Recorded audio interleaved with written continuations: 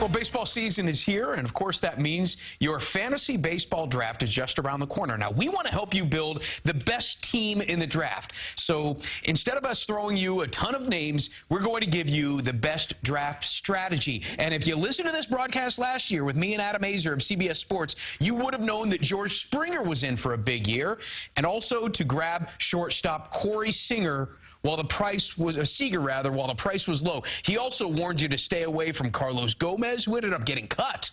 So this year, we're starting our all-important conversation talking about the positions you need to have on your roster by round 5.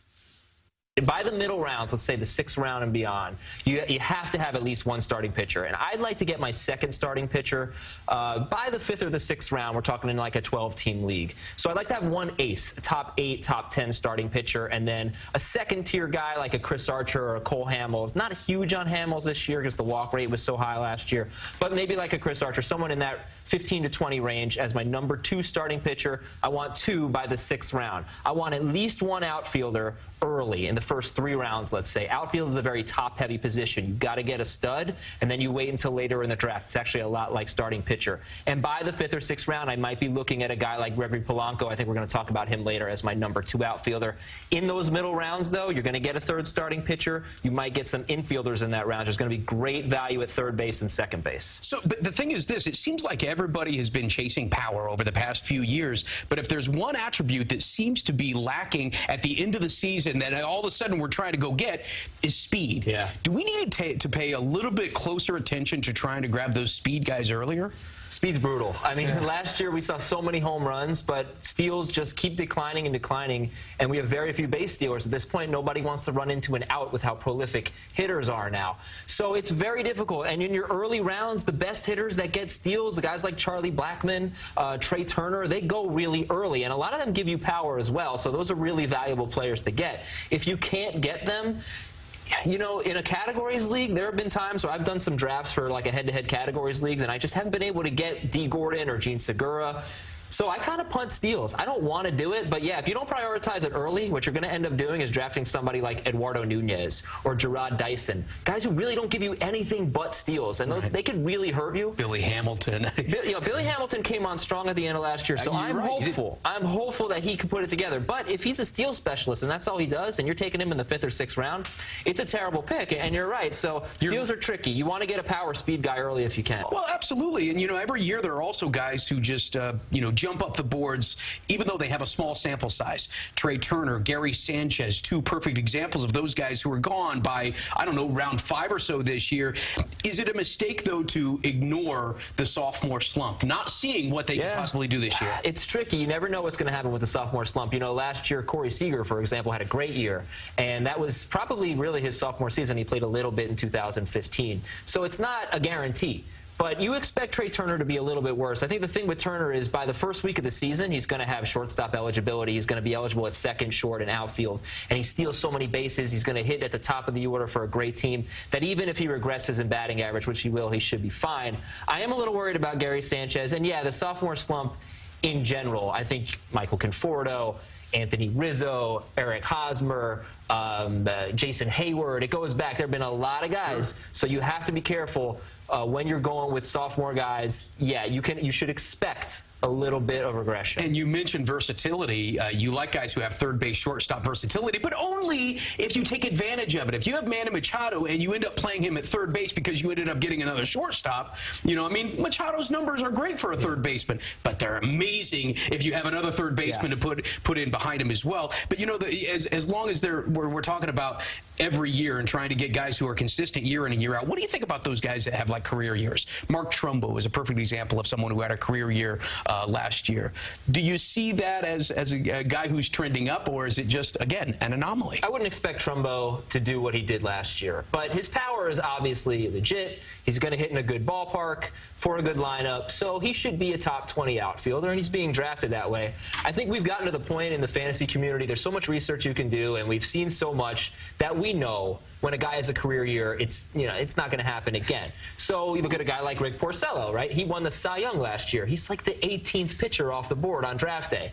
I guess what I'm trying to say is there's already enough baked-in doubt that these guys are not going too high in drafts. Like Mark Trumbo, based on what he did last year, should be a third-round pick. Let somebody else make that mistake. Yeah, but if you get him in the 6th round in a 12-team league, that's fine. You should expect a lot of power and run production from Mark Trumbo. Now, earlier you said you thought the outfield position was really top-heavy, but I see a lot of depth deeper in the draft of the outfield. Maybe it's because it's a lot of risk-reward guys later in the draft, but if you do agree that there is a ton of depth later in the draft of the outfield, would that inspire you to really try to target infielders earlier? Depends how early. So how I feel about outfield is the same as how I feel about starting pitcher. You do want to get a couple of studs, but you don't want to fill up that position too early when you're building your roster because, yeah, the two positions that you're going to get the best value at late in the draft, starting pitcher and outfield. You'll get a guy like Jason Hayward, 17th, 18th round. You'll get Byron Buxton, who you can take a shot on. You'll get Mitch Haniger. He's even later than that. So Michael Brantley, like 13th, 14th round. You really want to go Michael Brantley once again. You really want to give him another shot. In the 13th or 14th round, I will take a flyer. I don't even know if I want to waste another I wasted a roster spot on this guy last year. It's all about upside. It's all about upside at that point. And just a few years ago, he was one of the best hitters in baseball. But I feel you there. And there's a lot of options. That's the point. So if you play in a 3-outfielder league, you certainly don't want to get all 3 by like the 7th round. Right. I wouldn't take more than 2 with your first 8 picks because maybe your first 7 picks because there's such good value at outfield and starting pitcher late. That will help you build your infield earlier, yeah. Relief pitcher is always a very fluid situation, and it is throughout the season. Saves are kind of like steals. It's a category where a lot of owners tend to punt on. Where do you land on saves? Yeah. How do you attack your draft with relief pitchers? Don't punt saves. Do not punt saves. Because you're going to be in a world of hurt if you do. Well, if you punt saves, don't forget, if you get a starting pitcher who throws 200 innings and you get league average strikeouts out of that starting pitch, 200 innings is a lot, by the way. There aren't that many. You're going to get like 170 strikeouts, okay? You get Kenley Jansen or Aroldis Chapman, you're going to get 110, 120 strikeouts, something like that. Don't punt saves. I think actually relief pitcher is the one position I am drafting more differently this year than I ever have in the past. I think there are about 14 relief pitchers, closers, that are, I don't know if they're all elite, but they all could be elite. Guys like Ken Giles and Edwin Diaz. He could strike out Calvin Herrera, strike out a lot of batters and get a lot of saves. I want at least one of those guys. In the last draft, it was an auction. I got 2 of those guys, and then like Neftali Feliz just for saves later. You don't want to be the guy who's got Neftali Feliz and Brandon Maurer. You want to have at least one of those top 14 because you're going to be at a big disadvantage from the rest of your league at the position if you don't. Yeah, and there's going to be a lot of question marks after the top 15 closers out there, so it should be interesting. By the way, every year we ask you if you can identify a player that's maybe going to jump up to the next level. Last year, you identified George Springer, whose average draft position last year was around 75. This year, he's improved to 30.